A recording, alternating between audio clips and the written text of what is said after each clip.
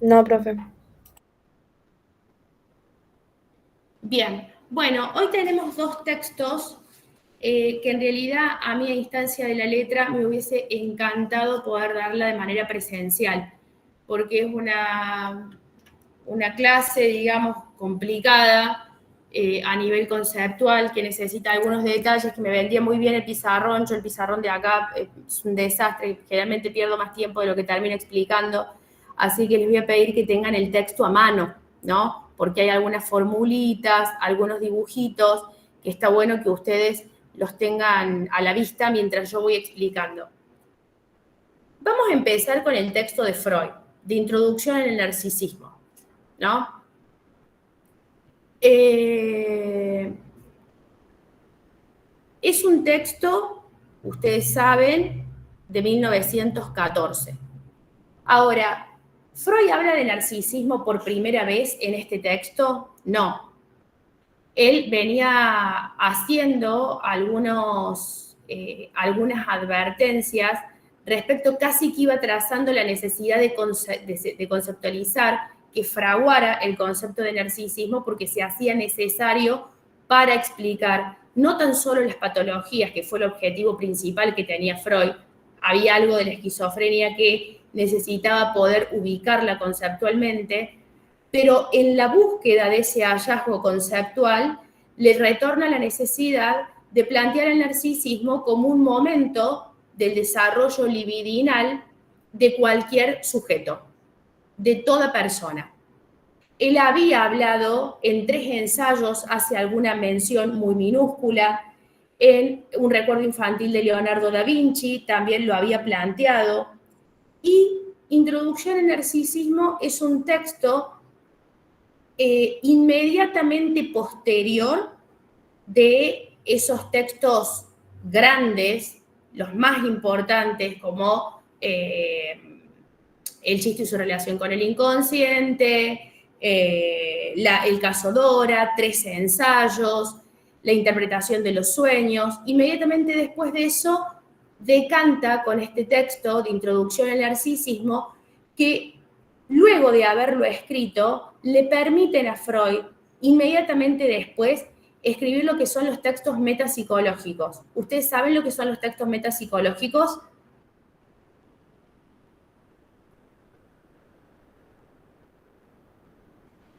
¿Qué es la metapsicología?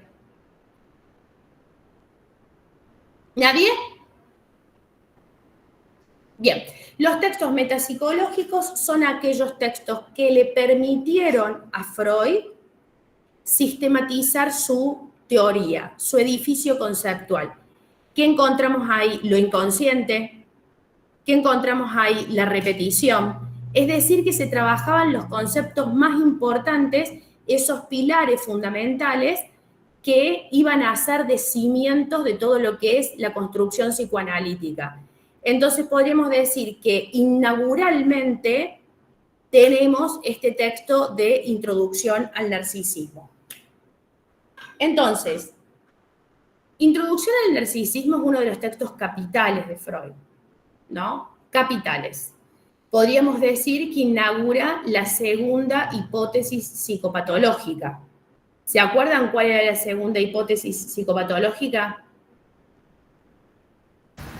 La hipótesis de la libido, ¿no es? Exacto. Además de poder hacer esa distinción de la libido, el operador conceptual es la libido, divide aguas entre lo analizable y lo no analizable, dividiendo las patologías. Recuerden el truquito que les enseñó el profe Pablo Muñoz. La primera tópica son neuropsicosis de defensa, es decir, que lo neurológico todavía ocupaba ese lugar central, desde donde, el prefijo desde donde vienen las clasificaciones. Acá vemos el derrotero por donde va el psicoanálisis, entonces ya son psiconeurosis. Y están las de transferencia y las narcisistas. ¿Y qué decía Freud? Que aquellas psiconeurosis de transferencia, por una cuestión de líbido, de poder investir libidinalmente los objetos, eran plausibles de comenzar un tratamiento psicoanalítico. Y las psiconeurosis narcisistas eran impermeables a los recursos del psicoanálisis y a un datito más, eran contraproducentes, ¿no? Era contraproducente que entraran en análisis con las herramientas que tenía hasta ese momento el psicoanálisis, que su recurso era la interpretación, terminaban desestabilizando a los pacientes. Entonces, ahí queda construida la segunda hipótesis psicopatológica. Bien, bueno, ustedes saben que el narcisismo, nosotros tenemos, Juan Ritvo dice de que en psicoanálisis nosotros no contamos con conceptos propios, sino que son conceptos secundarios. ¿Qué significa eso? Que la mayoría de los conceptos que nosotros utilizamos son readaptaciones de palabras que ya estaban en la jerga, digamos, en la circulación del lenguaje habitual. El inconsciente ya era una palabra que estaba antes. Ahora, el inconsciente entendido para los legos y lo que terminó siendo el inconsciente para el psicoanálisis, que le da el estatuto de concepto, hay una diferencia. Con narcisismo no pasa lo mismo. El narcisismo ya existía. Y ahí hay un jueguito, digamos, entre autores que se reconocen sus propios desarrollos, y dice Freud, en donde lo debemos encontrar es en Neck, que era el que entendía al narcisismo como una perversión. Después, su pie de página, Freud, porque subrayó su honestidad intelectual, dice, no, es de Havelock Ellis. Y después él dice, no, es de Neck. Neck lo utilizaba al narcisismo para... ay, me apareció una ventana acá que no la puedo cerrar y me molesta. Esperen un segundo.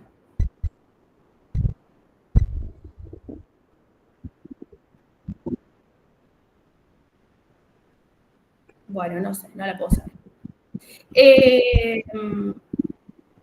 Lo que hace Freud es traer ese narcisismo, sacarle el contenido patológico que tenía asociado, que era de la perversión, asociado a la perversión, y ponerlo en el curso normal del desarrollo libidinal. Entonces, tenemos en un primer momento el autoerotismo, después tenemos el narcisismo y después tenemos la elección de objeto. Ahora dice... Disculpe, profe, ¿le puede decir a la compañera Isabel si puede apagar el micrófono porque hace interferencia? Isabel, ¿estás entre nosotros?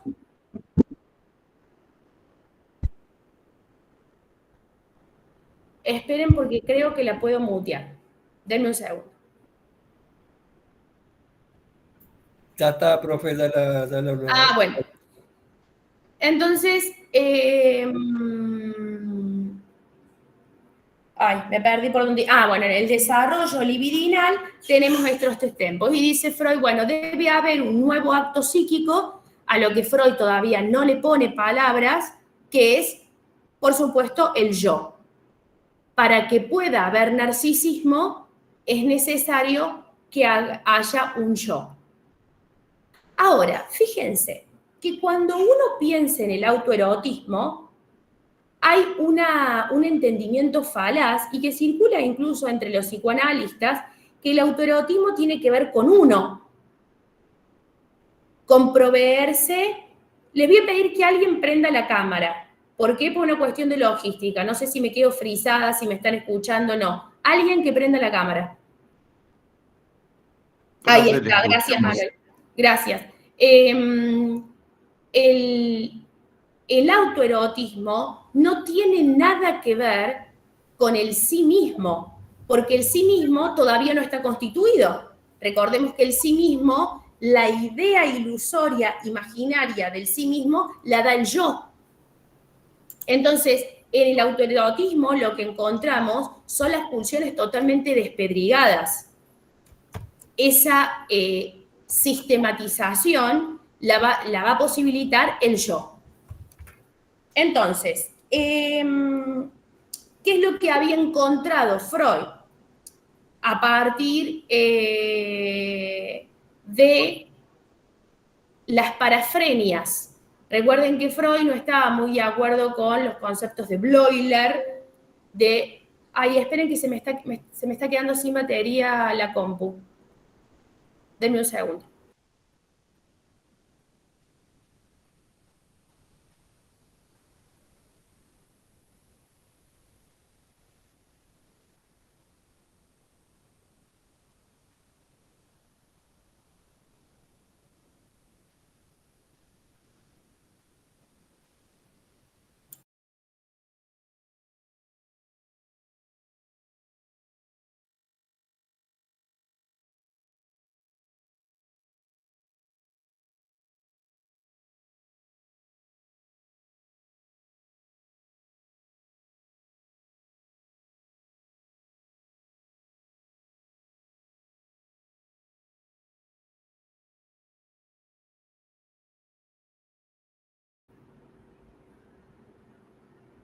Ahí estamos. Despedrigadas, las pulsiones despedrigadas, sin lograr esa unificación que permite justamente lo que es este nuevo acto psíquico que es el yo. Bien. Ahora, a partir de... sí, el que levantó la mano, que haga la pregunta.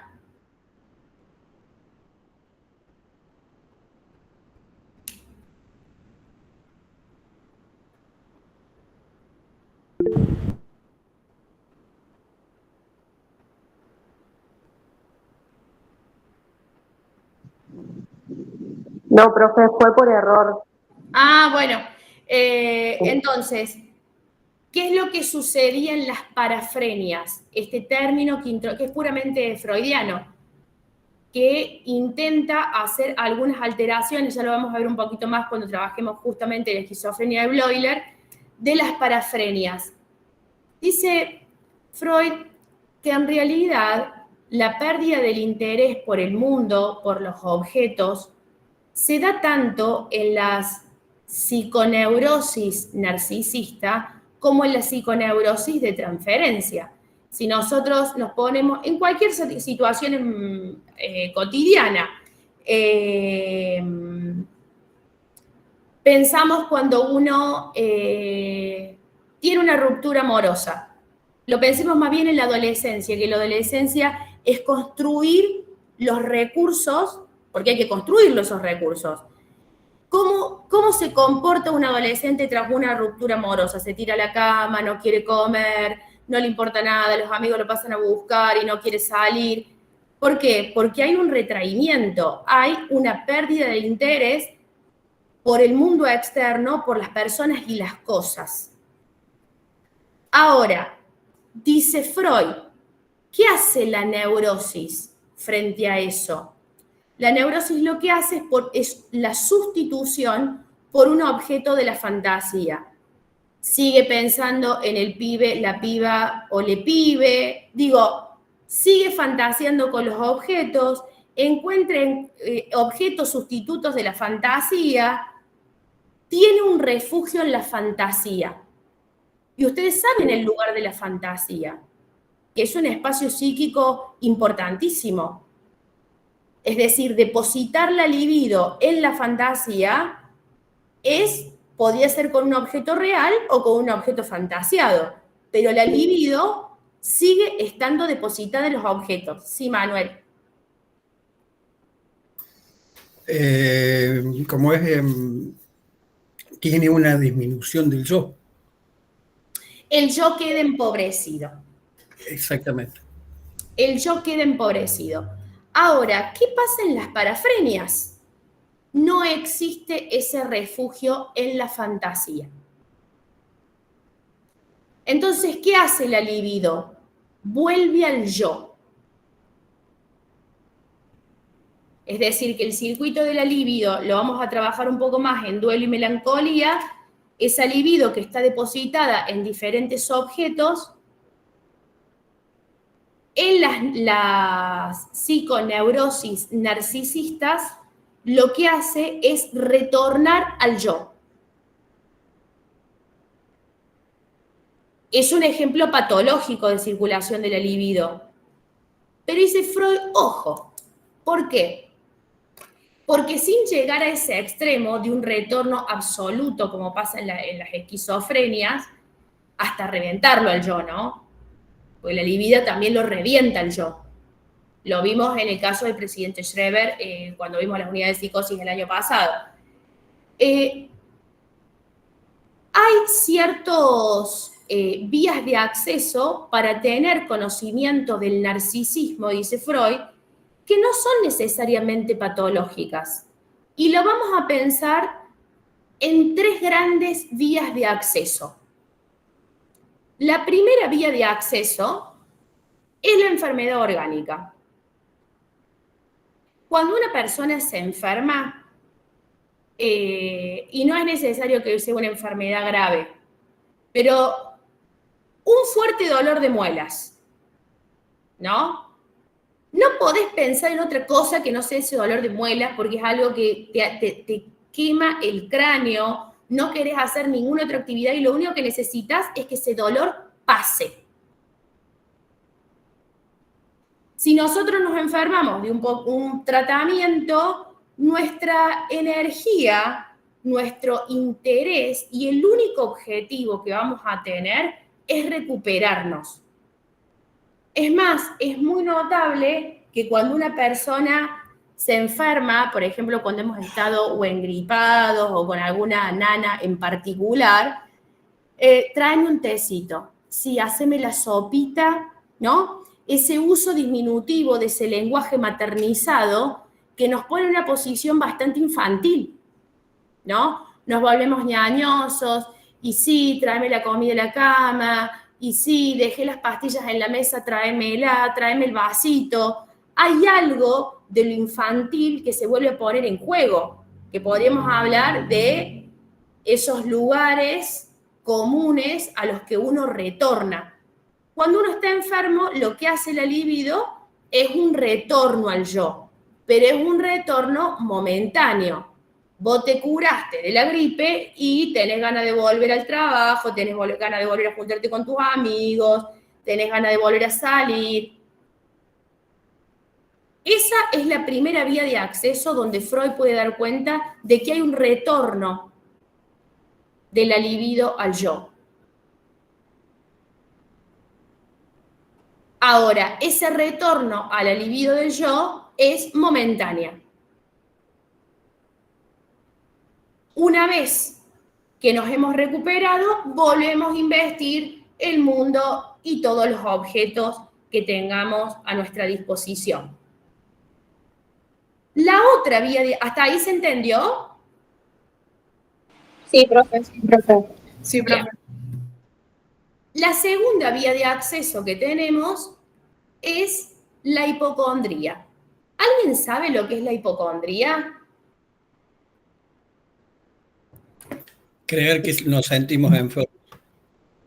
Sentir dolores cuando no los tenemos realmente. Es algo similar a la enfermedad orgánica. Es algo similar a la enfermedad orgánica, pero sin base biológica. Pero ojo, porque podríamos decir que entonces la histeria tiene una base hipocondríaca. La histérica siente dolores sin base orgánica. Y no es lo mismo. ¿Por qué? Porque la histeria duda de si está enferma o no. ¿Tendré esto? ¿Me duele el brazo? ¿A qué se deberá? Y el médico va y le dice, no tenés nada en el brazo, y logra cierta calma, porque la neurosis se estructura como una pregunta dirigida al otro. En la hipocondría, la cuestión es tal cual lo que está diciendo Gastón, es la certeza. La certeza de la enfermedad. Y no hay ninguna respuesta médica que quiebre esa certeza. Por lo tanto, ¿qué nos sugeriría esto? Cuando yo les digo esto, ¿Con qué patología la asocian?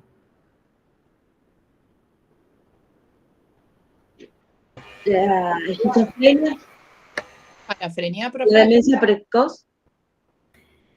Podríamos hablar simplemente de una psicosis, ¿no? La certeza inquebrantable de enfermedad estaría más cercana, digamos, por estructura a la psicosis. Sin embargo, podemos encontrar ideas hipocondríacas en la neurosis obsesiva, en la histeria, porque no es que la histeria el médico le dice eso y se calma para siempre.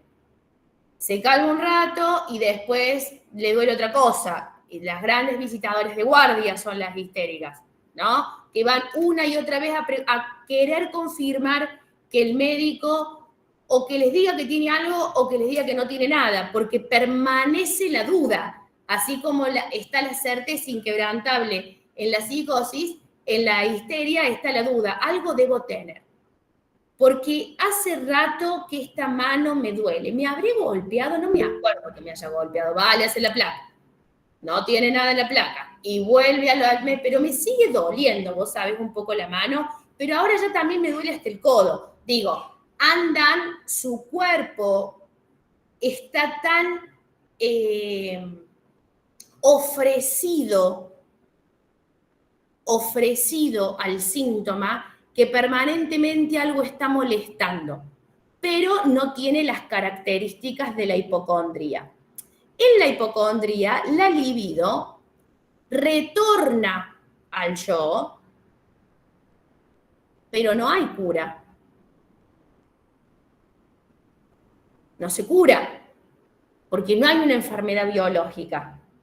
Entonces, hemos de suponer que la libido queda en el yo. ¿Recuerdan el caso? Esperen que alguien está queriendo entrar a la clase. Profe, disculpe, una duda cortita sobre el tema. Tenía notado que en vez de hipocondría, tenía notado enfermedad psíquica y otros compañeros también. ¿Sería lo mismo? ¿O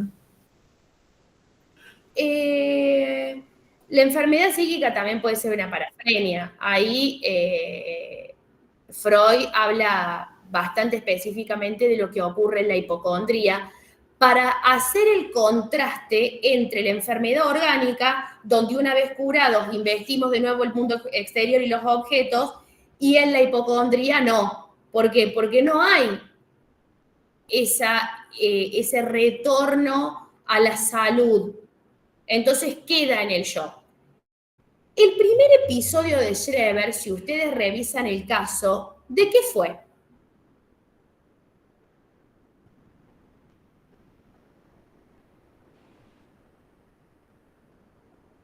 Schreber arranca con una hipocondría también. Y fíjense, siente resplandecido el cerebro. No es lo mismo, clínicamente les digo, no es lo mismo escuchar a un paciente decir, estoy con migrañas hace 3 meses, a escuchar, tengo resplandecido el cerebro. ¿Se dan cuenta que el discurso es distinto?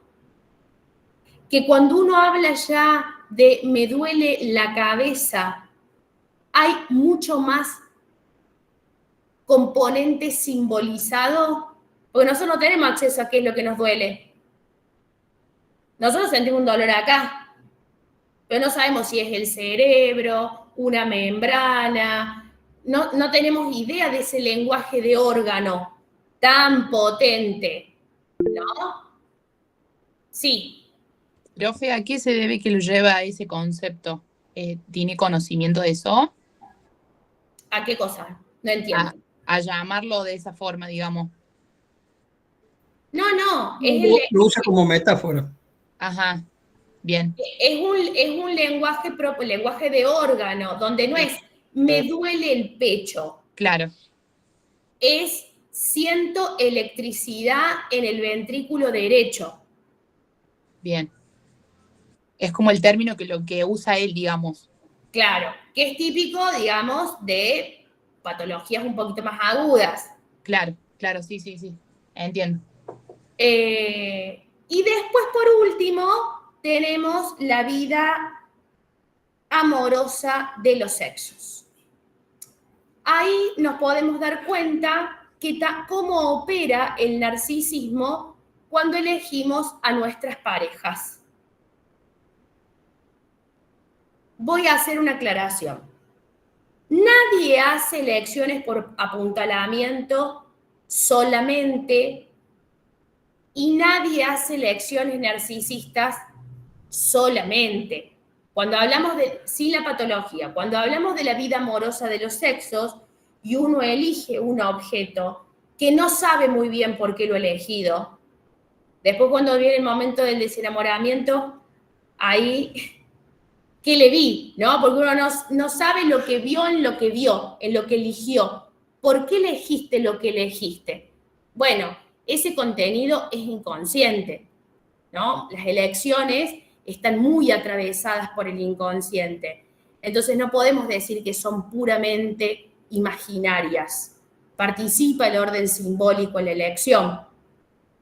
Dice Freud, se puede elegir por apuntalamiento, que tendría que ver con ¿qué? Con las reediciones del Edipo. El padre protector, la madre nutricia, decía Freud. ¿No? Son relaciones que se edifican sobre las bases del Edipo. ¿Es mejor que una narcisista? Sí, tiene carga simbólica, pero tampoco es que sea sin sufrimiento, ¿no? Porque buscar reediciones del padre o madre nutricia o buscar reediciones de la madre es un inevitable, sí, pero ocasiona sufrimiento. Y después está el tipo de elecciones narcisistas, que nosotros las podríamos ubicar bien sobre el eje imaginario, donde el yo se ve fuertemente empobrecido. ¿Por qué? Porque cuando uno conoce a alguien, lo eleva a un estatuto, le atribuye brillos que son yoicos, el otro no los tiene. Uno necesita otorgarle a ese otro ese brillo para que se vuelva deseable. Por eso, muchas veces, lo que une el amor separa el espanto, porque llega un momento donde eso cae, es un engaño imaginario. Entonces, al comienzo es la más inteligente, al comienzo es el más exitoso, al comienzo es el más bueno, al comienzo es la más comprensiva. Es la idealización propia del amor, que hace que el otro se convierta en un espejo. Entonces elijo lo que soy, lo que fui o lo que me gustaría ser, pero es una elección desde el yo. Por lo tanto, ustedes saben en qué termina eso. O termina superándose el lazo, transformándose vía castración, y nos damos cuenta que el que parecía muy inteligente, por más de que recitara Borges, la verdad, en un montón de cosas, tiraba agua por todos lados el muchacho.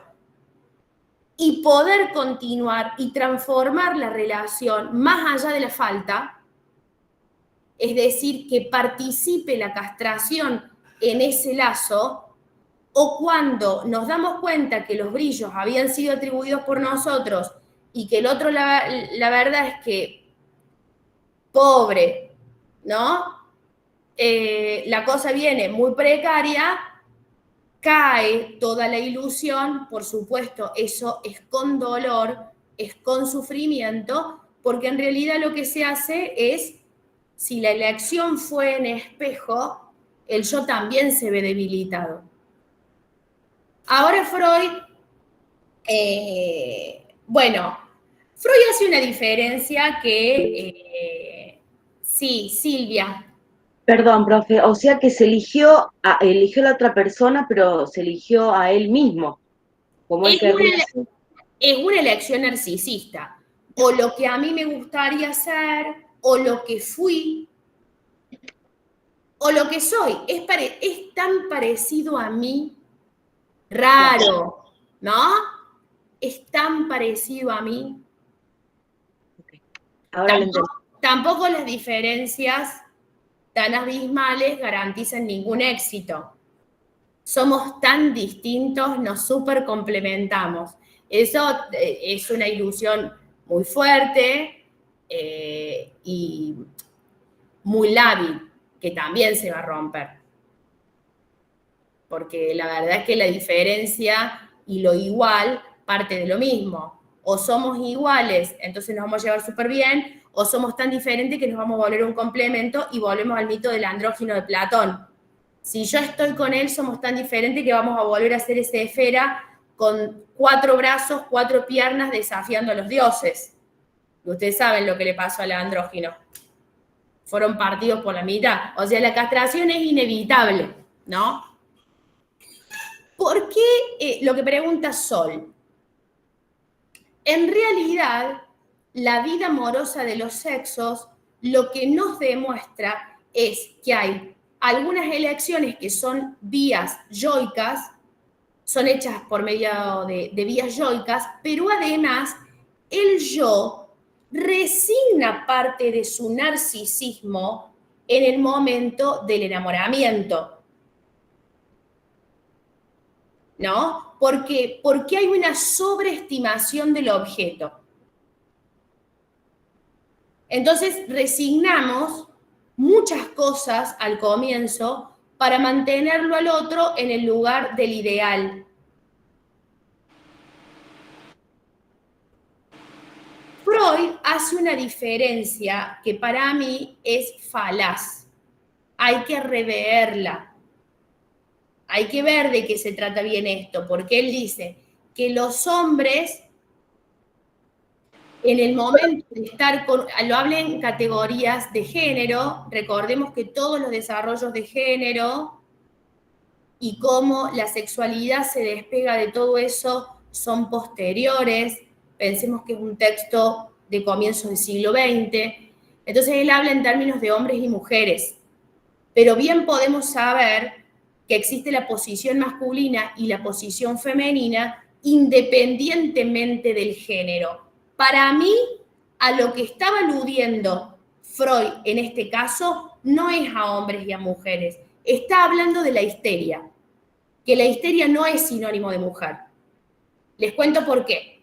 Él dice, el hombre a la hora de estar con una mujer resigna parte de su narcisismo en el momento del amor, a la hora del amor, para establecer ese lazo. Y hay una sobreestimación del objeto.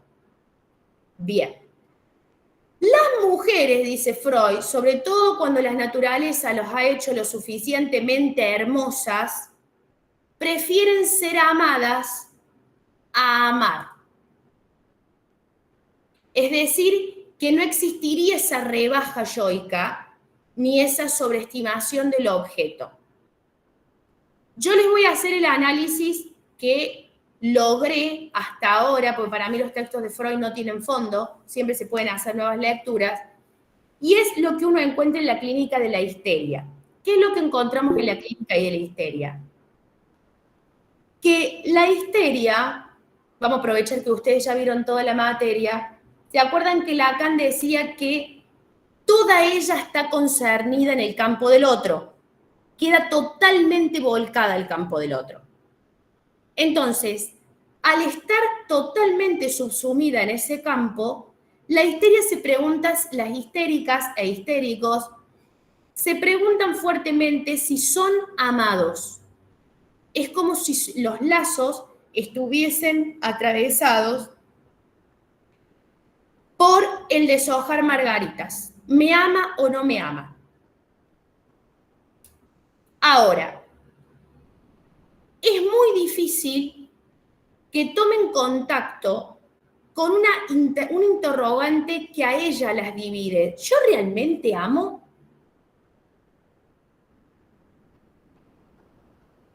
¿O en este juego, en realidad el objetivo es ser amada, sentirse amada? Por eso es que están los rasgos muy fuertes de la erotomanía, sin ser una erotomanía, sin ser un delirio paranoico. En la histeria permanentemente lo que se hace es intentar leer signos de amor o de desamor en el otro, sin preguntarse si ella ama. Que si la pregunta empezara por ahí, quizás se ahorraría un par de decepciones, porque a lo mejor quiere ser amada por alguien que efectivamente ella no ama. Profe, pero sería que en realidad no, porque en realidad la histérica no se enamora de cómo se enamoró el otro de ella. Ay, es como que te escucho raro el audio, Nay. Volví a hacer la pregunta. Que en realidad ella no podría amar porque en realidad lo que le llama la atención a la histérica es cómo se enamoraron, o sea, se enamora de cómo se enamoraron de ella, ¿no es? En la histeria el objetivo es causar el deseo en el otro. Es causarlo al deseo. Entonces ahí donde encuentra el agujero en el otro, que ella tiene un lugar para ocupar a partir del agujero del otro, queda pegoteada, digamos, a eso. Después es muy difícil salir, no tanto como al obsesivo. Pero Sabina, ¿qué es lo que dice? No desojo margaritas por si todas las respuestas me dan que sí. Esa es la lógica obsesiva, digamos.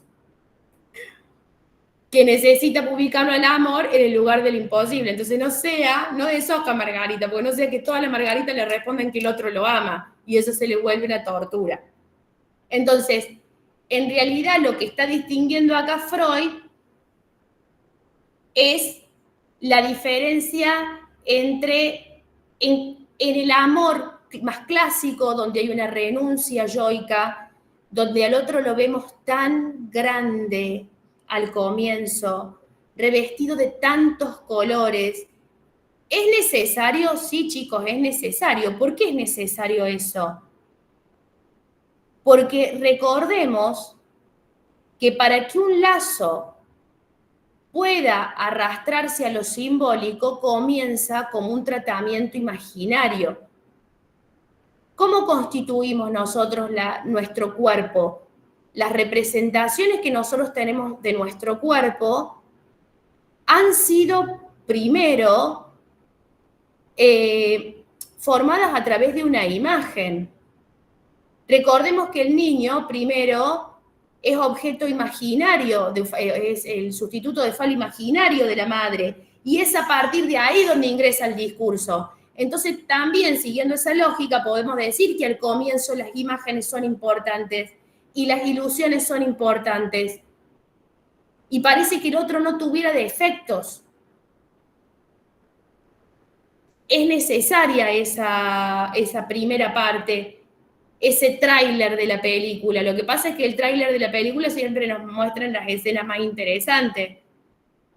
Pero no es la película completa. Después la película completa hay detenciones, hay momentos raros donde uno se puede aburrir y en ese momento va a buscar el chocolate que tiene en la heladera. Digo, todo eso también forma parte del lazo, pero empieza con ese impacto imaginario, donde el otro está absolutamente sobrevaluado.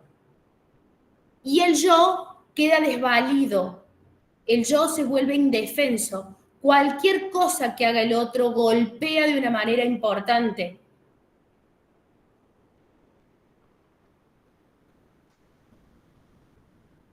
¿Se entendió hasta ahí?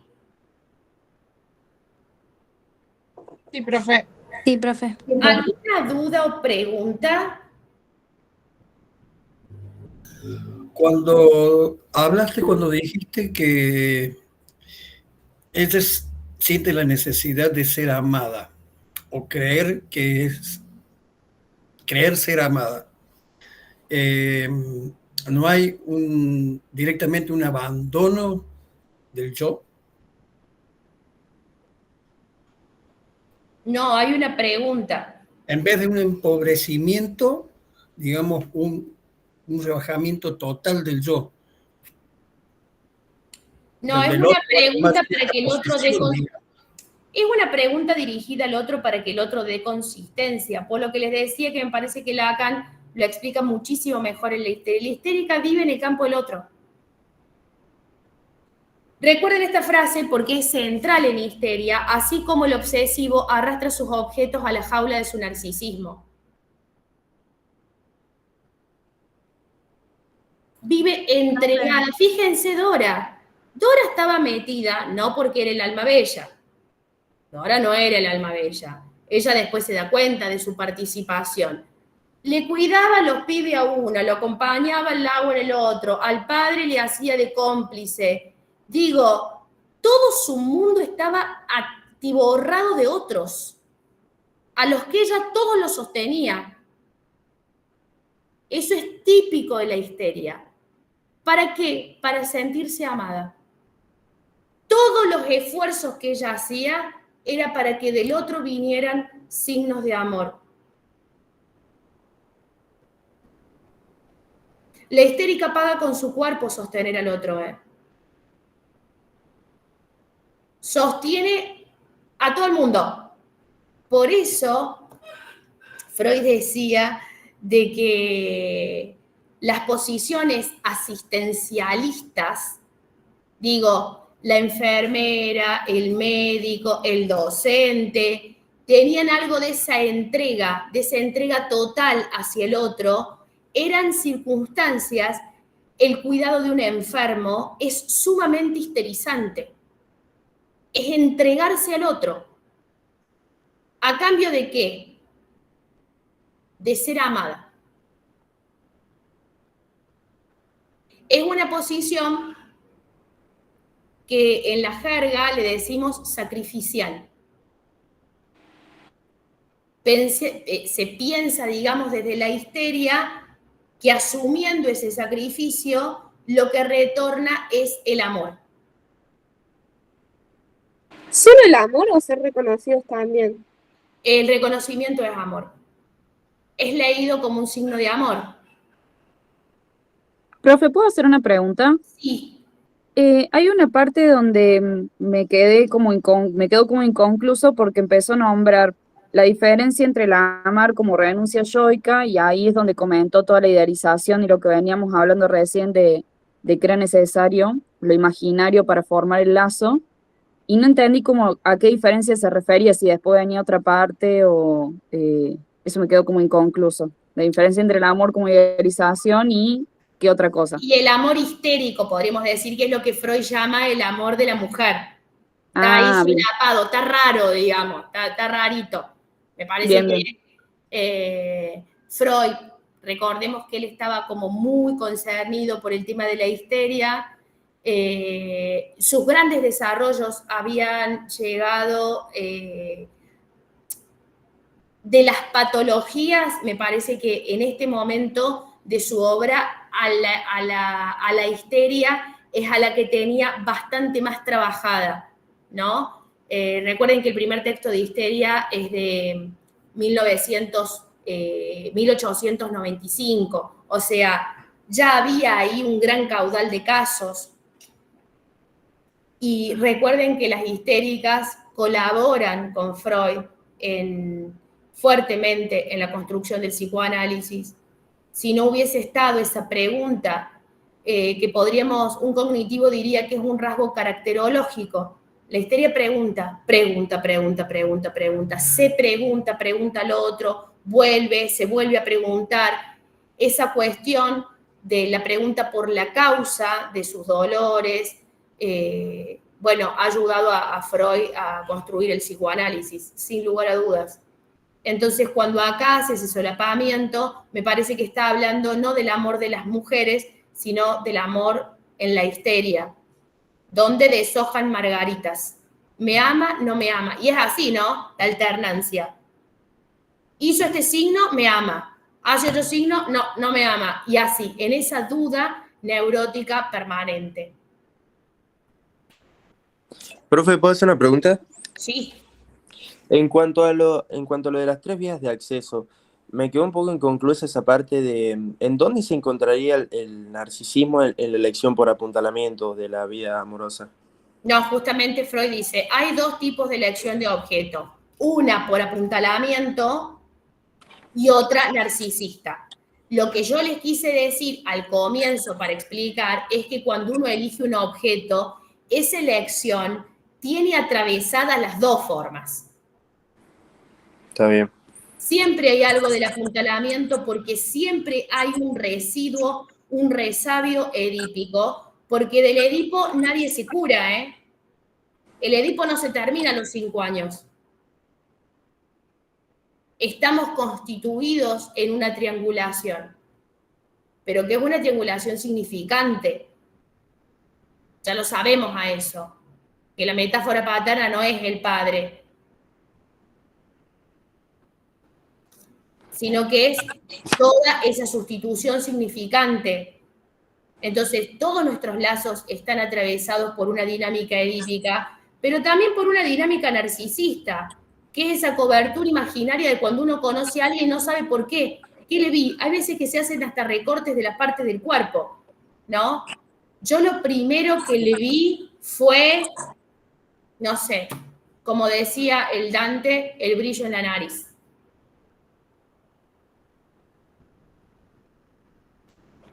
Perfecto, profe, gracias. Bien. Bueno, ahora nos toca lo más pesado, chicos. Sí, María Victoria. Profe, yo te quería preguntar, usted en un momento dijo una frase que no llegué a anotarla, sobre la histérica vive en el campo del otro, así como el obsesivo arrastra dentro de la jaula del otro. No, el objetivo. El obsesivo arrastra sus objetos a la jaula de su narcisismo. Ahí está. Muchas gracias. Profe, tengo una duda. Entonces, en el enamoramiento y ambas cosas, en el narcisismo se debilita, pero a la vez se nutre al ver que el otro es parecido a mí, ¿verdad? ¿Qué sería se nutre? Como que en parte el otro sostiene mi narcisismo porque es parecido a mí, a lo que yo quiero ser o lo que soy. Sí, la verdad que sí. Es la idea complementaria. O somos iguales o es lo que yo no tengo, porque si, fíjense que si yo digo es lo que yo quisiera ser, es lo que no tengo. Entonces el otro vendría a completarme. Bien, gracias, profe. Recuerden que esto es nada más que ilusiones. Ahí podrían entrar un montón más. Incluso uno puede elegir lo que nunca querría ser. Y seguimos en el plano imaginario. Lo elijo porque es tan distinto a mí, tan distinto. Por ahí como dicen que se atraen los polos opuestos. Claro, pero cuando nosotros decimos que se atraen los polos opuestos, siempre queda en el fondo de esa frase de que al ser distinto vendríamos a complementarnos. Y ustedes saben que esa complementariedad no existe. ¿Por qué? Porque los dos están en falta. Porque es un rompecabezas imperfecto. Porque el otro, en el fondo, por eso son tan difíciles las relaciones humanas, porque el otro siempre nos acerca a la falta. Porque el otro está en falta y porque el sujeto está en falta y el otro también. Hay momentos muy cortitos de extrema ilusión donde se siente esa completud. Y después eso se desarma porque la falta aparece. Es la castración, chicos, es inevitable. La castración opera. ¿Vieron cuando uno se junta con un amigo después de un intercambio por WhatsApp? No, pero cuando yo te dije eso, en realidad lo que yo te quería decir, bueno, ¿qué es eso? La castración, el malentendido. Claro, si no hubiese falta, como dice Gastón, no habría deseo. Entonces, yo conozco a Juan, le pido a Juan tal cosa, Juan me da esa cosa y yo quedaría completa.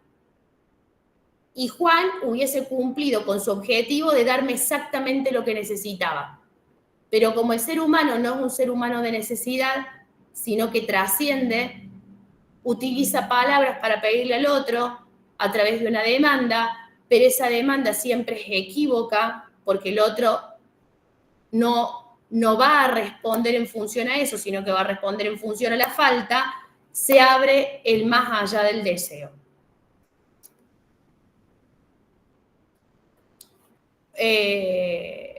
Freud decía, en realidad, que cuando uno sueña, el deseo que está puesto en juego es el dormir.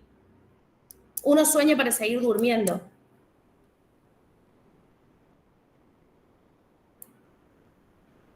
Profe, Sí.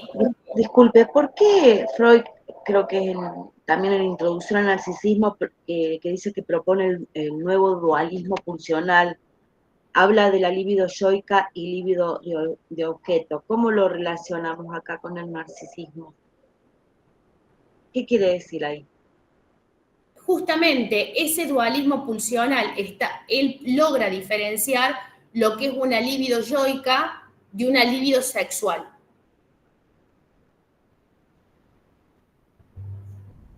Sí. Okay. Hay dualismos pulsionales, como después va a ser pulsión de vida, pulsión de muerte. Son los diferentes dualismos. Esperen que alguien se está queriendo unir.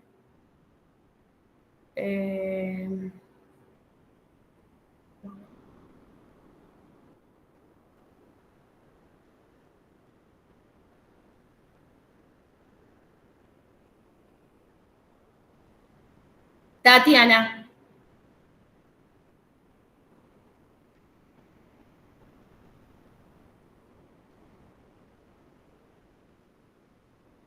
¿Tatiana había levantado la mano? No. O la bajo. ¿Ítalo? Perdón, profe, quedó levantada de la otra vez. Ah, bien. Son los diferentes dualismos pulsionales que Freud va haciendo. La libido yoica es aquella que inviste a los objetos.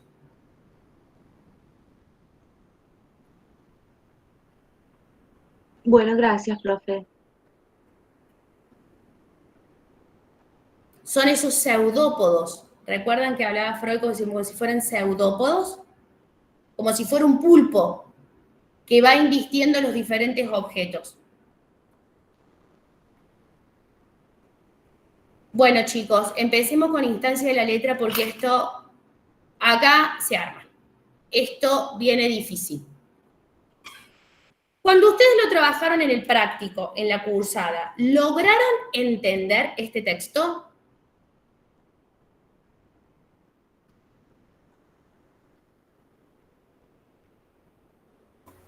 No, profe, fue un poco complicado.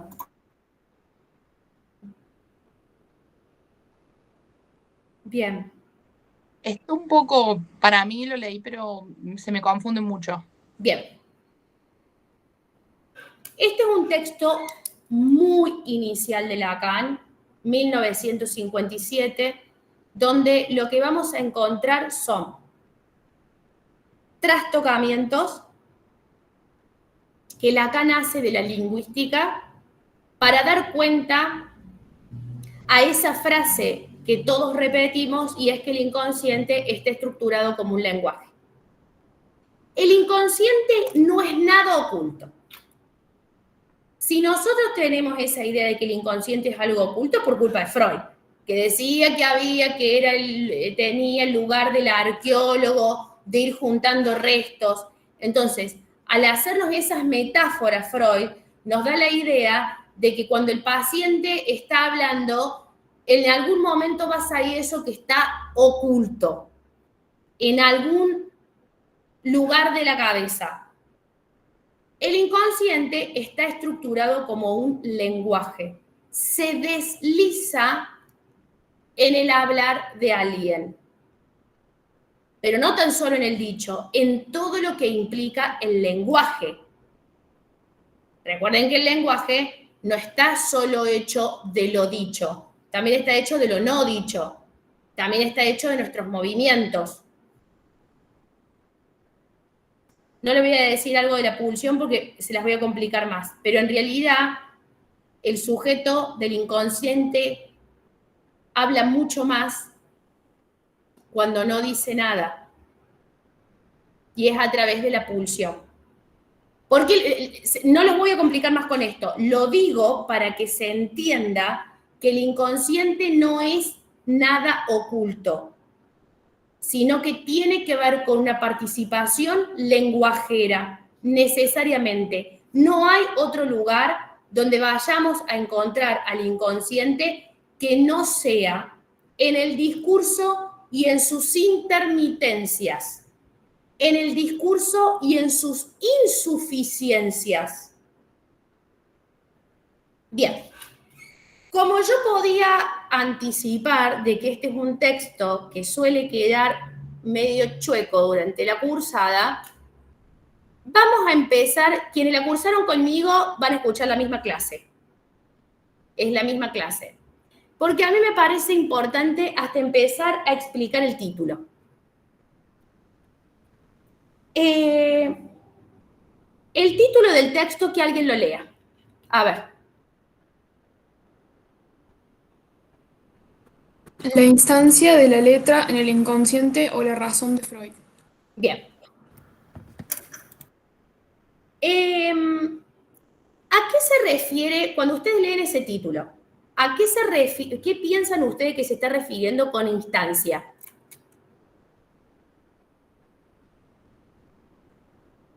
Un momento particular. Insistencia, como dijo la compañera. A ver, la instancia en Lacan no es la instancia freudiana, porque recuerden que Freud hablaba de instancias psíquicas. En primer tópica, en segunda tópica, le llamas instancia, a veces que le llama provincias. No es la instancia freudiana. Ahora, fíjense que en francés, instance refiere a insistencia, por un lado. Y la instancia, nosotros tenemos las instancias judiciales, donde todo el aparataje de las leyes posibilitan el curso de algo. El juzgado de primera instancia, de segunda instancia, se apela a la Cámara, después de la Cámara, a la Corte. ¿Ustedes no lo han escuchado eso en las noticias, digamos? Las instancias judiciales. Entonces, por un lado, se nos va aclarando el panorama. Es la insistencia de la letra, y esa insistencia de la letra está enmarcado en las leyes. Las leyes, como ustedes saben, es el principado de lo simbólico. Bien. Profe, ¿puedes volver a repetir lo último que dijiste? Bien. Que cuando nosotros hablamos de la letra, todavía no sabemos lo que es la letra, estamos nada más que analizando el título. Cuando nosotros hablamos de la letra, que alguien prenda una cámara, cuando nosotros hablamos de la letra, estamos hablando de la insistencia. ¿Por qué? Porque intense en francés es insistencia. Pero también instancia implica todo un marco legal. Y ustedes saben que el registro de lo simbólico es el marco de la ley.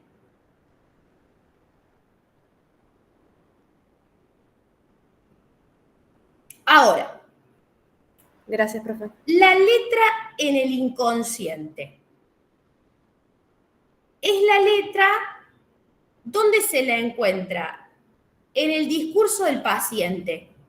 ¿Y cómo se la encuentra? Volvemos a la palabra anterior, a partir de la insistencia.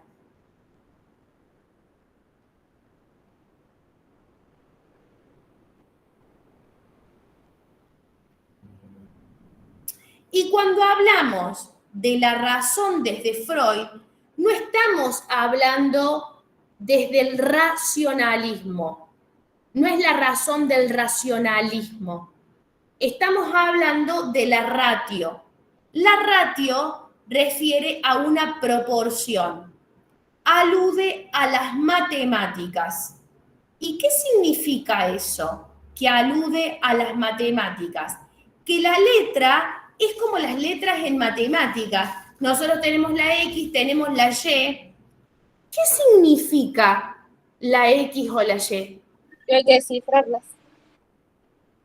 Es una incógnita. Que son incógnitas, pero además que no tienen significado.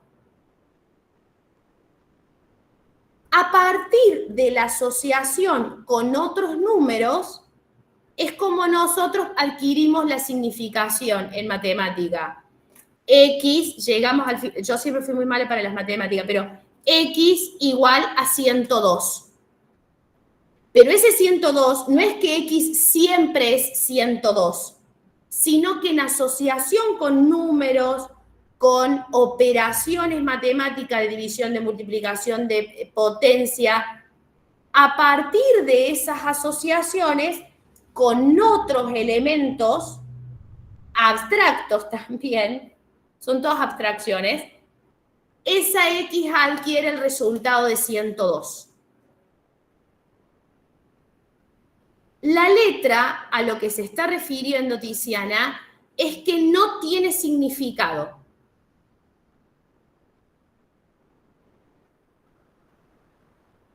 Hay convenciones. En las ecuaciones hay que despejar la X. Hay convenciones. Los números son nada más que una convención. De hecho, quienes tienen niños en cercanía van a ver lo difícil que es que un niño entienda que arbitrariamente el 2 es 2. Porque es una convención lingüística. ¿Qué es 2?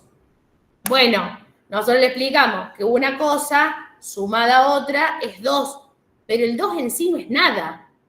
Por convención le hemos atribuido esa formita. Acuerdo, exacto. Que yo diga que esto es mate es porque esto en sí no es un mate, le fue atribuido. Pero antes de atribuir, hay dos cuestiones. El mate no necesariamente es esto, pero nada es previo al lenguaje. O sea, antes de ponerle mate a esto, no existía el mate.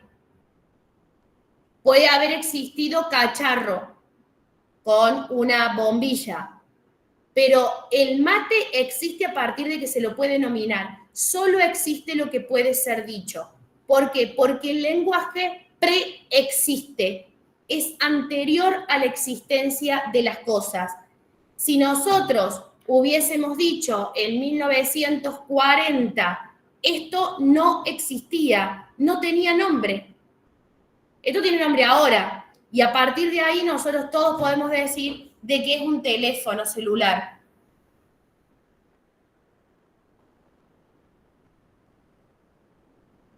Esto es importantísimo, ¿no? Que las cosas no son anteriores a su nominación. Nada existe antes de poder ser dicho. Sí. Profe, ¿tiene algo que ver con la frase que dice el significante en tanto cual no significa nada? Sí, muy bien. Gracias. ¿Por qué? Porque el significante, para poder lograr una significación, tiene que unirse a otros significantes. Perfecto. Si yo digo la casa es suspenso, la casa es roja, bueno, ahí cierra la significación. Pero el significante en cuanto tal no significa nada, porque ese mismo la lo podría haber puesto en una oración de la flor es amarilla. Entonces, el la en cuanto tal no significa nada. Va a significar, va a adquirir estatuto de significación en la medida en la que esté incorporado en las leyes del lenguaje, en la intención de lo que nosotros queremos decir, que aparte es fácil. ¿Cuántas veces los seres humanos no nos ponemos de acuerdo con los colores? Fíjense, detalle tonto. Es verde, no, es celeste. No, pero sí es verde. No, es celeste. Por eso no hay que creer mucho en las percepciones. Bueno.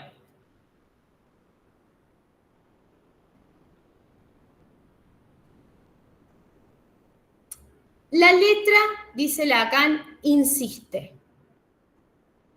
Es lo que siempre viene al mismo lugar.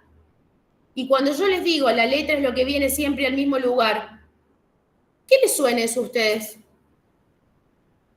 Lo real. Lo real. Lo real. Entonces, es algo que insiste, es un elemento significante que por su insistencia adquiere el estatuto de real.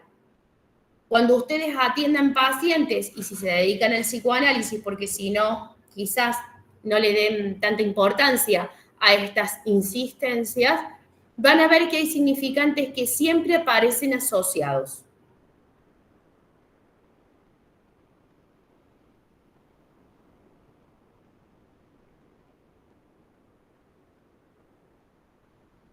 Que siempre insisten en determinado campo del lenguaje. Puedo decir, cada vez que habla del trabajo, que la persona habla de su lugar en el trabajo, aparece el yo no me siento útil. ¿No? Es la insistencia. Esa insistencia adquiere el valor de letra. Entonces, tiene que ver, sí, con lo real de la repetición. Exactamente. La compulsión a la repetición es algo bastante, ¿cómo decir? Estoy buscando las palabras. Bastante que quedó sin formalizar en Freud. Guarda el micrófono, por favor.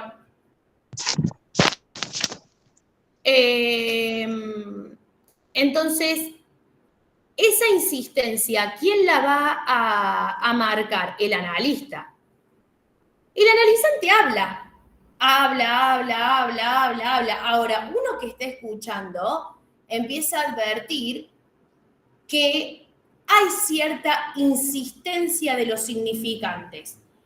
Los que han sido alumnos míos van a volver a escuchar el mismo ejemplo porque a mí me pareció un ejemplo clínico realmente que, sin desperdicio. Una paciente llega con determinados dolores y sufrimientos que tienen que ver con que siempre se siente usada. Siempre juegan conmigo. Ella tenía una fuerte disposición a quedar expuesta. Aparte, físicamente, digamos, era imposible casi no verla, ¿no? De esas personas que son muy impactantes a la visión con toda la intención de esa mostración, ¿no? Siempre sumamente bien vestida, simulando una imagen muy estética. Bueno.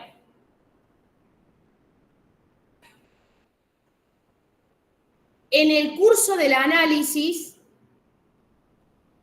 nos fuimos encontrando con que... Ay, ¿por qué me spoilearon? Sofía, me spoileaste.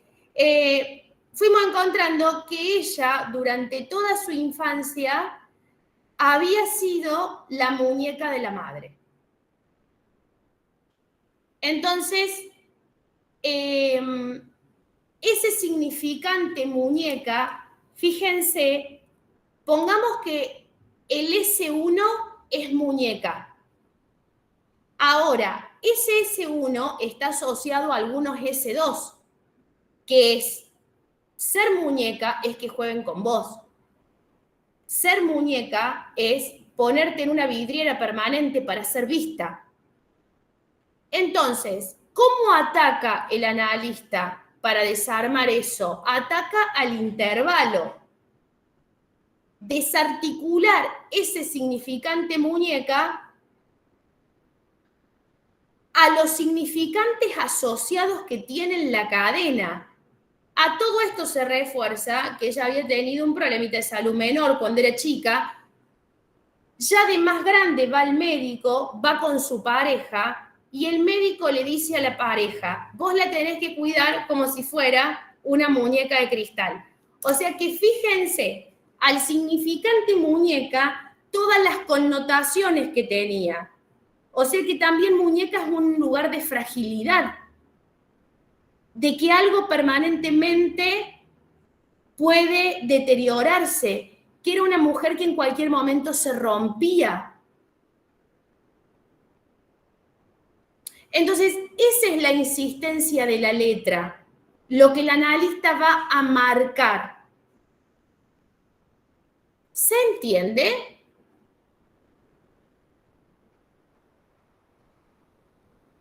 Les hago Sí, una profe. pregunta. Sí, ¿Lo se habían entendió. entendido así?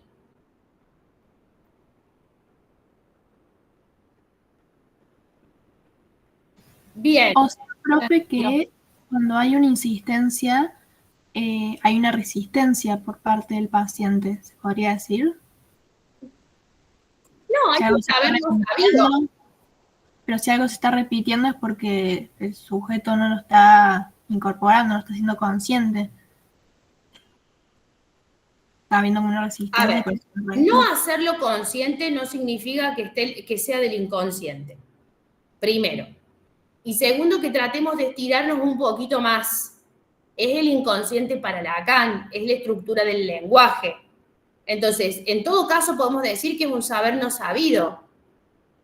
Para ella no encontraba la conexión en que ser la muñeca de la mamá implicaba permanentemente ofrecerse el juego del otro.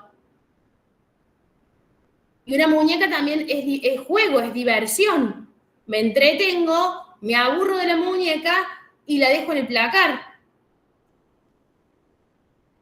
Sumada a la muñeca de cristal, que era alguien que se podía romper. Y una muñeca tiene la exigencia de ser, las muñecas generalmente como son, chicas, chicos, estéticas. Todo tiene que estar embellecido. Bien. Simulan la realidad de otro, de otra, estéticamente. Deben cumplir con el ideal. Necesariamente cumplen con el ideal. Los ideales, recuerden que hay uno para cada quien también, ¿no? Pero hay ideales que están casi compartidos socialmente. Una muñeca es algo que tiene necesariamente que ser bello. Entonces, los parámetros y las exigencias, sobre todo que había sufrido de más chica, después eso se fue relajando bastante más en relación al cuerpo y tomó mucha más fuerza la cuestión de la muñeca de cristal, que es una muñeca que se viene a sumar a la muñeca de mamá y que era una mujer que en cualquier momento se podía romper. Romperse médicamente, porque se lo había dicho el médico. Entonces, fíjense que hasta una palabra de las más lindas, porque es una palabra linda, nosotros no podemos decir que la madre le decía, vos sos una mierda. La madre le decía, vos sos la muñeca de mamá. No vamos a analizar el de mamá, porque ya eso es el colmo, ¿no? Es un objeto de pertenencia a la madre. Es de la madre. No es la muñeca y ya. No es vos sos una muñeca, vos sos la muñeca de mamá. Vos me perteneces.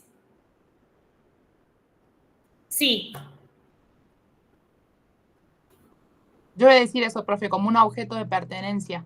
Sí. es un montón y hay cosas peores. ¿Por qué? Porque yo siempre digo que los otros significativos nos han dado el lenguaje, han convertido, iba a ir un poquito más a eso ahora, pero ya en el curso de la clase la cosa se va modificando. El lenguaje nos preexiste como un universal, nosotros no elegimos el lenguaje en el que vamos a nacer. Podríamos haber nacido aprendiendo el francés como lengua materna, el inglés, el alemán, el que sea. No elegimos eso, nos precede como un universal, pero el lenguaje se particulariza.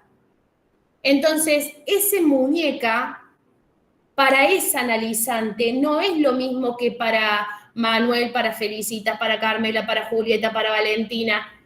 Eso se ha particularizado.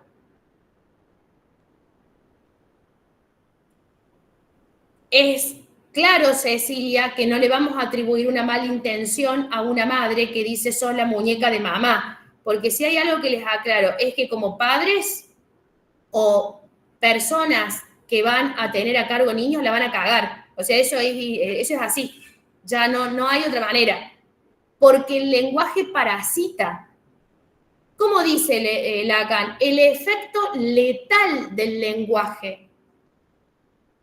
Ese muñeca, que no vamos a medir las buenas intenciones porque el psicoanálisis no hace objeción de conciencia ni de las buenas ni de las malas intenciones, no importa, la frase estuvo dicha. Y la del médico probablemente tampoco estuvo dicha con mala intención. Le estaba diciendo a la pareja algo sumamente, podríamos decir, tierno. La tenés que cuidar como si fuera una muñeca de cristal. Pero a la vez le estaba diciendo, esta mina se va a romper en cualquier momento. No es atribuir buenas o malas intenciones. Es que el lenguaje parasita. El lenguaje hace huella. Ahora, seguramente esa madre ha dicho un montón de cosas más.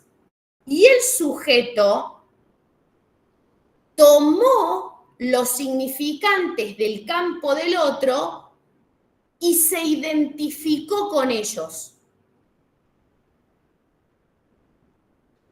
Porque no creo que sea el único dicho que le haya dicho la madre. Ahora, ese significante, por elección del sujeto, fue un significante al que ella se identificó. Entonces, no todo cae bajo responsabilidad del otro. Esto no se trata de dividir responsabilidades, se trata de que el sujeto se constituye en el campo del otro. ¿Cómo se constituye en el campo del otro? A través de los significantes del otro, que son escogidos de una manera, bueno, hay alguno que elegirá ese significante, otro que elegirá otro.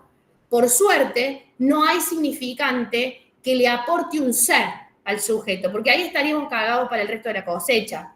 Son solo significantes a los que el sujeto se ha identificado.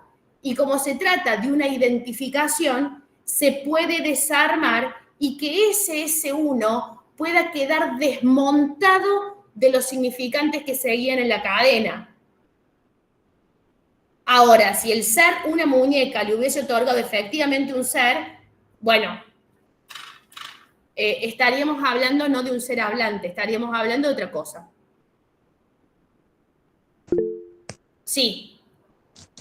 Profe, ¿y de qué depende que el sujeto genere esta cadena de significantes, en este caso negativa, y no genere otras, por ejemplo? Porque podría generar una cadena de significantes positiva, digamos. No, ¿De qué la depende? verdad es que no. El sujeto tiene una predisposición al sufrimiento. Digo, el síntoma, si no, la pasaríamos bárbaro con nuestro síntoma. ¡Qué genial! Lo que hace sufrir es el efecto letal de ciertos significados que se sacaron del campo del otro. Si no, no estaríamos hablando de un síntoma. No estaríamos hablando de la insistencia y la repetición de ese real que no puede ser reabsorbido y vuelve y vuelve y vuelve y vuelve y vuelve y vuelve. Vuelve como sufrimiento. Porque ella no me vino a decir en la primera sesión, hola, yo soy la muñeca de mi mamá. Ella me dijo, ¿por qué siempre siento que los hombres me usan, que están un tiempo conmigo y después me dejan. Después vino toda la cuestión del cuerpo.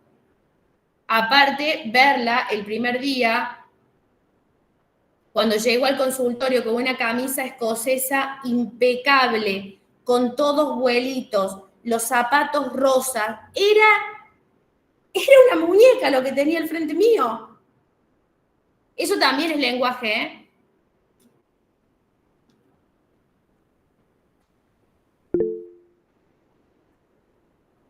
Sí, Josefina. Hola, profe. Perdón, quería hacerte una preguntita de eso justo que estabas comentando recién. Cuando el analista tiene que trabajar en esta situación, lo que tiene que hacer es intentar a ese significante quitarle el significado que se le asoció. Desmontarlo del resto de los significantes sería. ¿Y eso cómo se va desarrollando? Atacando el intervalo. Ah. Es decir, si muñeca es igual a prestarse a ser utilizada para el juego del otro, cortar ahí, dividir entre un significante y el otro, atacar el intervalo.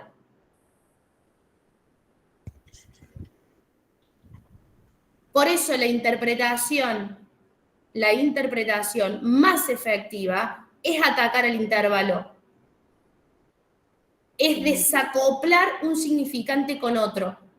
Y que ese significante muñeca vaciarlo de sentido.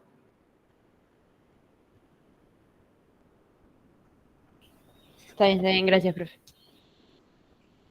Si no se entiende, chicos, vuélvanme a preguntar. Yo estoy tan acostumbrada a hablar en esta jerga que a veces me doy cuenta que puede llegar a ser trabadito. Yo sé que es un texto complicado. Sí, Julieta. Disculpe, es como lo interpreto así, no sé si estará bien. ¿Será como que el analizante debería de desmoldar esa idea de perfección que tiene que le atribuyó la madre para que no sufra?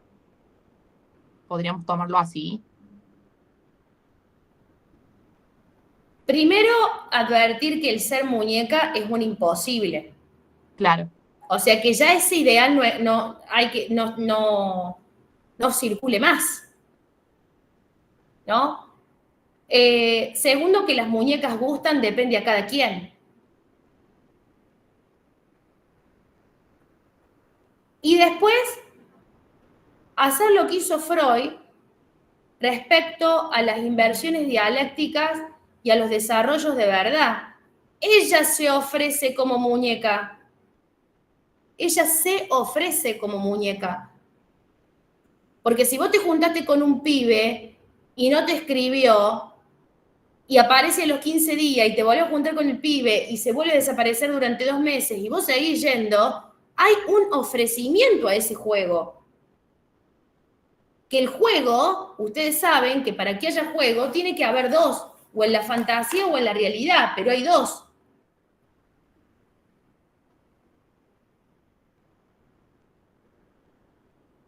Sí, Agostina.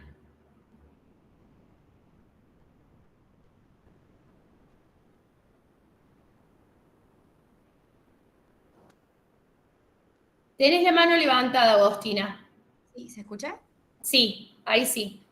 No entiendo igual cuál era, porque ella se ofrece como muñeca para que jueguen, o sea, sería como esto de que ella siente que la usan por un rato. ¿Era lo mismo que hacía su madre? O sea, ¿su madre estaba con ella un rato? No. La madre solo le decía, sos la muñeca de mamá.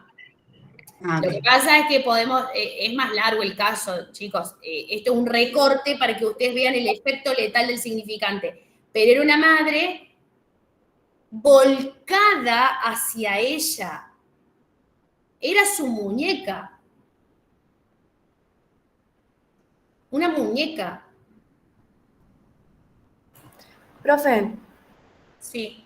Yo quería preguntar, usted habló sobre que el analista es quien descubre esta insistencia que tiene el paciente, pero ¿cómo se le hace saber al paciente? ¿Cómo logra el paciente o el mismo analista intervenir en estos, valga la redundancia, intervalos y así la paciente darse cuenta de eso? ¿Cómo logra, por ¿Ustedes qué ejemplo, imaginan que yo le dije cuando ella me dice, porque, bueno, mi mamá siempre me dijo, vos sos la muñeca de mamá? es que eso es lo que me parece raro, porque una persona que se identifica y que no, como no lo tiene tan presente en su consciente, ¿cómo logra poder entender eso? Yo le hubiera preguntado, ¿y vos cómo te percibís o cómo crees que serías? No, pero uno puede hacer, yo no recuerdo la verdad la interpretación que hice en ese momento, pero le dije, con las muñecas están hechas para jugar. Claro.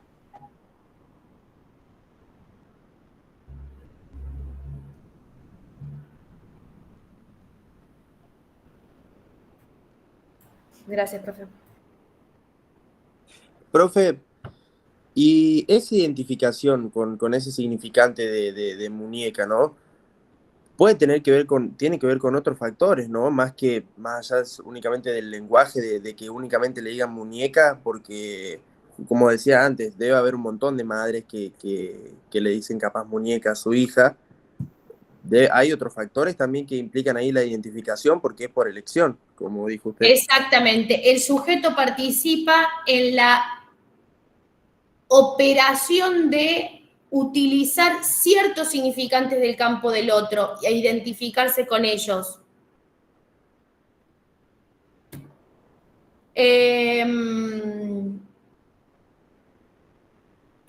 Déjenme que quiero recordar otro significante de otro paciente. El caso de recién era una paciente histérica. Un obsesivo. Yo soy la variable de ajuste. Entonces, en todas las posiciones que él iba asumiendo, sobre todo en el trabajo y todo lo demás, él era la variable de ajuste. Él es el que debía acomodarse, él es el que debía romperse, porque era la variable de ajuste.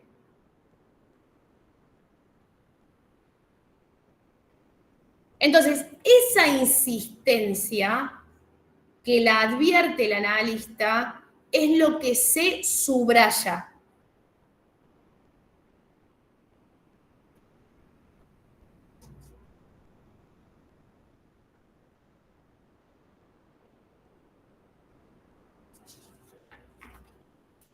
Bueno, hasta acá, chicos, esto fue casi solo la introducción de Instancia y la letra. Bueno, acá hay una cuestión. ¿Hasta acá dudas, preguntas? No importa, yo con este texto, chicos, voy a seguir la semana que viene. O sea, voy a continuar y prefiero quizás, no sé, el texto de Pablo Muñoz de opacidades del diagnóstico que quede para que lo lean ustedes, porque ahí habla de la diferencia entre las escuelas, cómo es tomado una cosa, los diagnósticos, los no diagnósticos. Es un texto largo, bellísimo, pero me parece que este texto tiene una dificultad, para mí es uno de los más difíciles que tienen en el cronograma, porque aparte es fundante. Si ustedes no entienden esto, después, ¿cómo van a entender lo que venga de histeria, lo que venga de obsesión, las máscaras del síntoma? Bueno, Lacan plantea, bueno, esto ya se los dije, que el lenguaje preexiste en tanto universal, pero se particulariza. Es decir, que cada tribu, por así decir, de tribu humana, habla con determinados términos, es decir, que se particulariza. El ejemplo que yo siempre doy es: la boca está infectada. No es lo mismo si lo dice un médico epidemiólogo de Cava, que se está refiriendo a la boca como ese lugar de Buenos Aires, a si lo está diciendo un odontólogo. Es decir, que el lenguaje tiende a la particularización. Y cada familia es una tribu, me sale tribu urbana, una tribu humana donde el lenguaje ha sido utilizado en determinados términos. donde determinadas palabras tienen su peso. Otro ejemplo que siempre doy a mis alumnos, piedad por la repetición de los ejemplos, pero en nuestra sociedad, mi hijo el doctor no es una frase más. Tiene un significado pesadísimo. ¿El significado cuál es? Una sociedad casi analfabeta de los inmigrantes que llegaban, que no habían hecho, totalmente analfabetos, que no sabían ni leer ni escribir, que mediante el trabajo, las oportunidades que encontraron en esta bendita tierra, hicieron hijos universitarios. Entonces, esa frase, si vos la decís en México, no la van a entender. Si esa frase la decís en España, aún conociendo, compartiendo nuestro mismo lenguaje, no va a tener la misma significación para nosotros. Porque para nosotros ha sido la representación de un movimiento social ascendente, donde de un padre analfabeto surgían profesionales. ¿Se entiende? Es decir, que tiene una connotación tremenda y sumamente afectiva. Hay un afecto encerrado ahí que nos hace sentir o orgullosos o emociona. Entonces, el lenguaje es universal, pero se particulariza para cada quien. Por eso es que es importantísimo en un análisis no dar por sentado lo que dice un paciente. Yo no puedo dejar de pasar el yo soy la variable de ajuste. ¿A qué se refiere cuando dice la variable de ajuste? Porque la variable de ajuste mía puede ser muy distinta a la del paciente. ¿Qué significa? Sí, seguimos con instancia. Todo esto es instancia de la letra. Entonces, no dar por sentado las significaciones que tienen ciertas frases en los pacientes. Interrogar.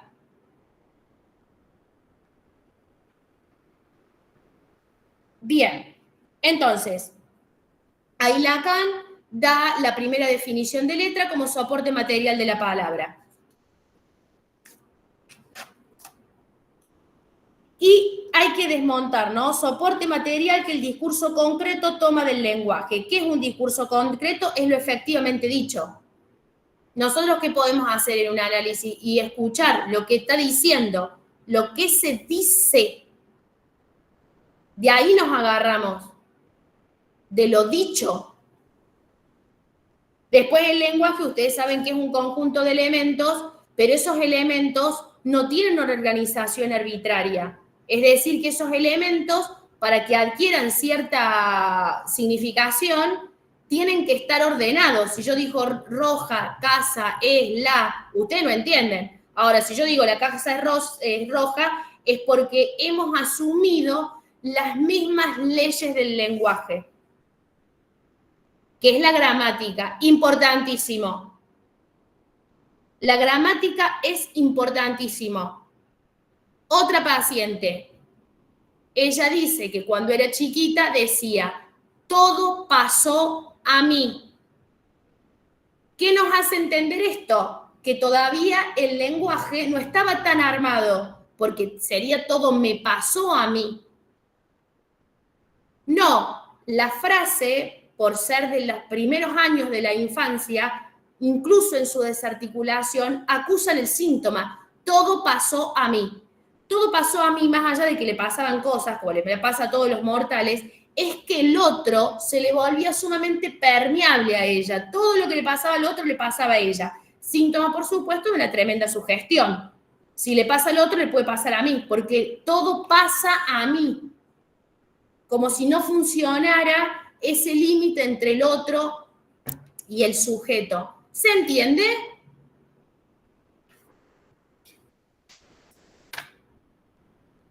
Entonces, si nosotros sabemos que además de utilizar el lenguaje, nosotros del conjunto de elementos significantes los vamos escogiendo para armar oraciones, para comunicarnos con otros, el significante localizado en el discurso a partir de esa insistencia es lo que nosotros llamamos letra, que es el significante en función.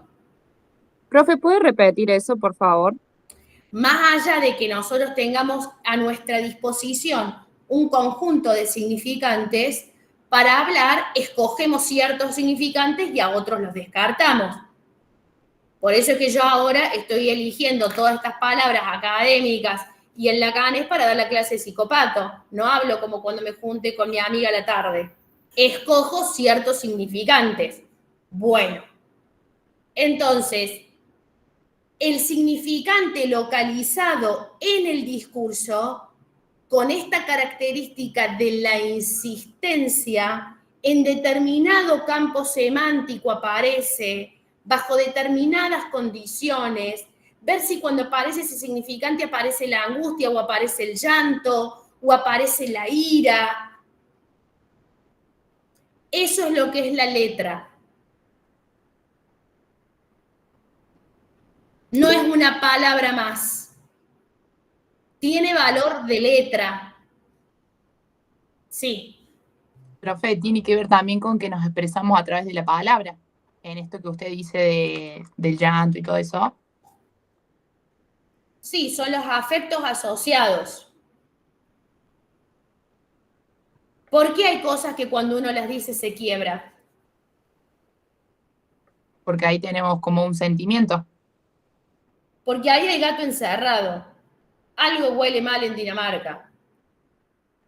Cada vez que aparece una palabra emerge angustia y ustedes saben, y lo vamos a ver más adelante, que la angustia está en relación al deseo. Profe, perdón, ¿puede repetir la definición?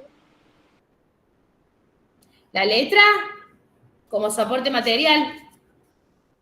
Soporte material que el discurso concreto toma del lenguaje. Gracias. Bueno, un poquito más. Profe. Sí. Yo tengo como la angustia como que es la causa de lo reprimido. ¿Sería como antes de la consecuencia? No. Vos estás hablando de Freud. Acá estamos hablando de Lacan. Bien, perfecto. Entonces, el sujeto es siervo del lenguaje. Primero porque nos preexiste. Nosotros no elegimos el lenguaje que vamos a usar. Pero además porque los significantes con los que nos ha bañado el otro nos determinan. Nos determinan. Determinan ese campo del sujeto. No se solapa, porque una cosa es el campo del sujeto y el campo del otro es otro. Pero hay una inmixción de otredad. Los significantes que nos dicen nuestros otros significativos pesan.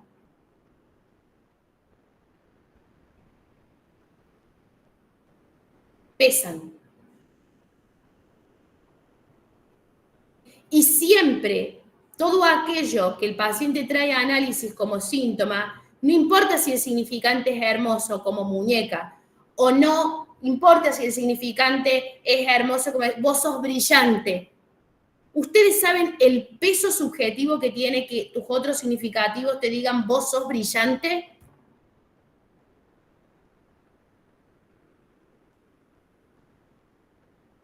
¿Cómo se paga ese precio? Sí, Flor.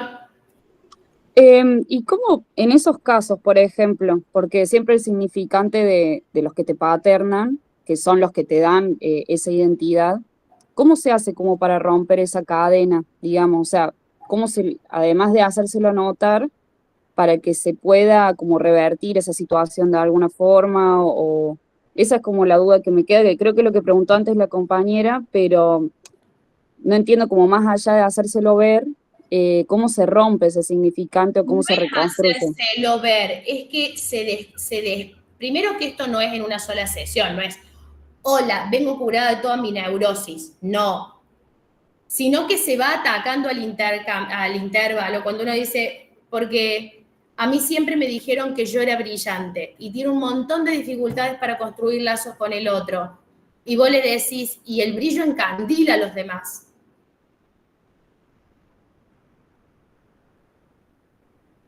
Claro, es como ir Eso tiene un mostrándole. efecto en el otro. Sí. Qué buena frase, profe. ¿A qué precio vas a pagar seguir siendo brillante? ¿Te vas a tomar vacaciones o vas a seguir sin tomarte vacaciones? ¿Hasta cuándo vas a seguir estudiando como un desquiciado? ¿Cuál va a ser el límite? ¿Qué tanto estás dispuesto a pagar? Porque todo tiene su precio. Acá nada es gratis. Nada. En la vida, nada es gratis.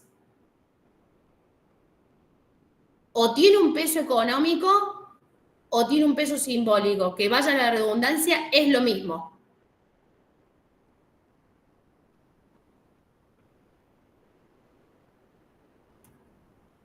Es economía subjetiva.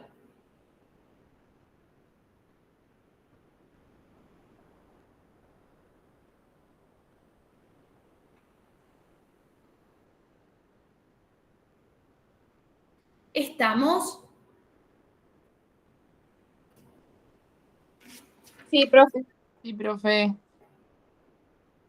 Bueno, por otro lado, la última referencia y los 10 minutos, porque acá, chicos, todo se aprovecha, todo se aprovecha. Lacan toma la referencia de Lévi-Strauss. La referencia de Lévi-Strauss es de las estructuras elementales del parentesco.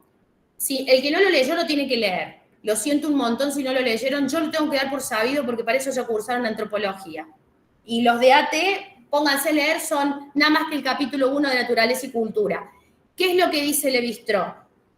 Que hay una ley que cumple con las condiciones de lo universal de la naturaleza y de lo particular de la cultura. ¿Cuál es esa única ley que cumple con estos dos abismos? Porque antes eran inconciliables naturaleza y cultura. La prohibición del incesto. La prohibición del incesto es la única ley que como ley es producto cultural que tiene la característica de ser universal. Bien, pero un poquito más, Lacan se extiende y dice, para mí, Lacan era tremendo, la verdad, se ponía a desafiarlo a Lévi-Strauss y dice, para mí no es naturaleza y cultura, para mí es naturaleza, sociedad y cultura. ¿Por qué? Porque en los animales encontramos estructuras organizadas. En la naturaleza, los animales sigue siendo el mismo texto de instancia de la letra y la referencia de estructuras elementales del parentesco de Lévi-Strauss. Hay animales que se comunican entre ellos, pero que se comuniquen no significa que tengan lenguaje. ¿Por qué? Porque las hormigas, que es algo formidable, chicos, el tema de las hormigas, te pueden demoler una casa. Organizada te demuele una casa. Ahora, ninguna hormiga se le ocurriría decir a la otra hormiga, no, es por el túnel de la derecha, y en realidad que sea el de la izquierda para hacerle un chiste. Entonces, que haya comunicación no significa que haya lenguaje. ¿Por qué? Porque la comunicación pertenece a la naturaleza. Los comunicados entre animales son inequívocos. No se hacen chistes. No se mienten. No son irónicos. ¿Por qué? Porque hay comunicación, no lenguaje. Cuando se mete el lenguaje, se mete el inconsciente. Y en el inconsciente están todos estos saberes no sabidos, está el chiste, es como te dije que voy a Cracovia para que pienses que no voy a Cracovia cuando en realidad voy a Cracovia, de Freud, ¿no? Eso es típico de quién, dice Lacan, del ser hablante.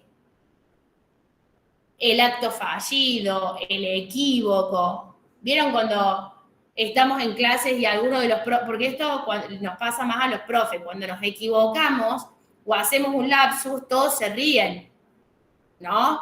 Porque compartimos ese código de que ahí hubo un lapsus. Quizá en la facultad de ingeniería el profe se equivoca y ni se dan cuenta. Entre nosotros, si uno comete un equívoco, nos reímos todos. Esas formaciones del inconsciente son propios del ser humano, del ser hablante, porque estamos atravesados por el lenguaje, no por la comunicación, por el lenguaje. Y acá quedo, justo antes del signo lingüístico de Saussure. ¿Estamos?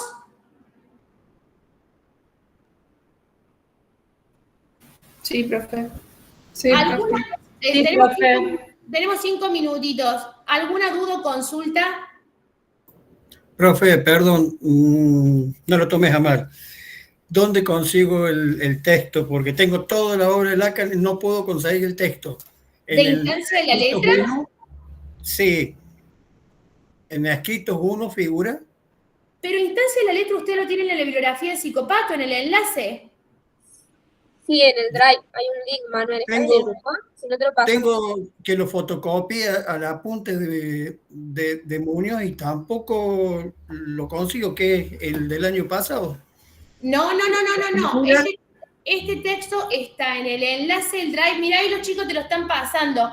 Ustedes seguramente deben tener un grupo de WhatsApp, porque ya me lo imagino. Pásenselo, por favor, al link a Manuel, así lo tiene. Profe, ¿es la instancia de la letra en el inconsciente o la razón desde Freud? Sí. Entonces figura en Textos 1. Claro, en Escritos 1, perdón. Es el último texto de Escritos 1. Exactamente, ese. Por fin. Gracias. ¿Alguien más? ¿Dudas, preguntas, comentarios? Profe, ¿puede repetir la definición de letra? ¿Es el soporte material de? Que el discurso concreto toma del lenguaje.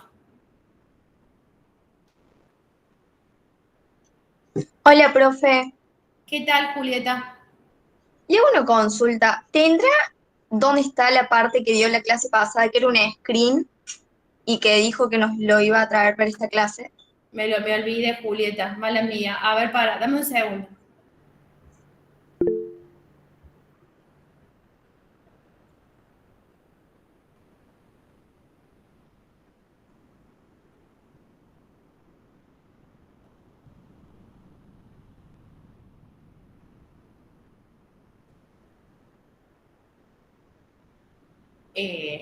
Porque me aparece Lacan 1955, página 345, pero no me aparece el seminario.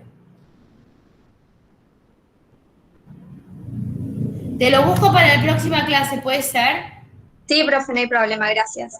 Bueno, ¿algún comentario de la clase? ¿Les gustó, no les gustó? ¿Entendieron, no entendieron? Profe, la verdad que en comparación a otras clases, esta me gustó mucho y le entendí a todo. Gracias. Bueno. Sí, gracias, profe, buenísima la clase. Muchas gracias, profe. Profe, estuvo re linda la clase de hoy. Muchas gracias. Nos vemos el miércoles presencial. Bueno, profe, gracias. Dale, nos vemos. Gracias, profe. Chau, chau. Gracias, profe, explica muy bien. Nos vemos. Gracias. ¿Profe? Chao, Sí. profe. Quería hacer una consulta porque justo había preguntado a una compañera. En el cronograma que pasaron figura como que es una clase de lunes 10, pero es el miércoles. No, eso es miércoles y viernes nada más las Sí, clases, sí, porque bueno. quedó con que está equivocado eso. Sí, gracias. Nos vemos.